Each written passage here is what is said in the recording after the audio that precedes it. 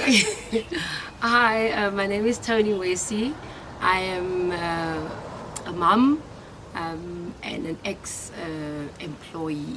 My name is Zinhle Nkosi. I am a second year film and TV student at Wits University. I've lost my job during COVID, during the pandemic.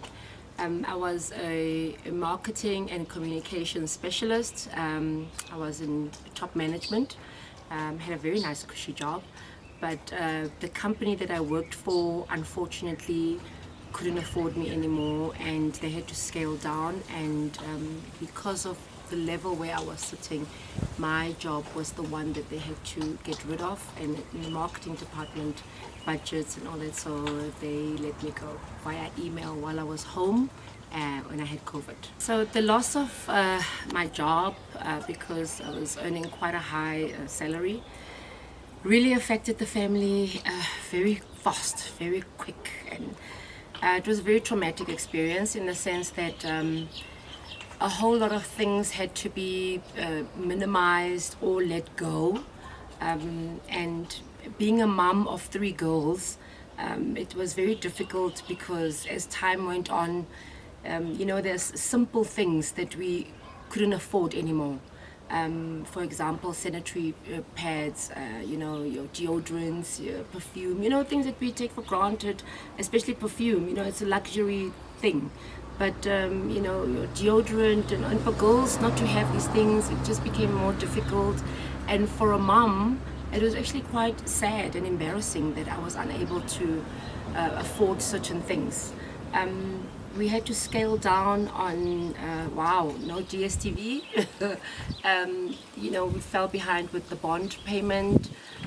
Food had to be minimized, like you can't have your cheese and whatever, you had to minimize that. So the kids adjust. It's been very, very difficult, I have to be very honest, but I think what has made the family, I wouldn't use the word, I would say survive, I guess, is that through everything, even in the beginning of this, we had a communication. We came together as a family and we explained to the children that this is what's happening, and we then said, look, there's a possibility that our lifestyle would change, and which is what has really happened. And I have to admit, it happened very quickly. Your day-to-day becomes hours. What you think is a 24-hour become like you sleep, the next thing you wake up, there's problems pile up, there's new problems, the phone calls won't stop with the debts, and it just doesn't stop. And from my side, what I wanted to say is that it actually brought me I went through a depression. I had high anxiety levels.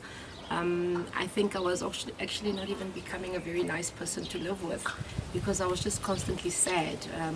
I'd never experienced my sadness to this level, but I was very sad, and my kids had to witness it, and my husband had to witness this, and it was very, very overwhelming for me. In fact, I was just so confused by everything. It was so overwhelming. It consumed me.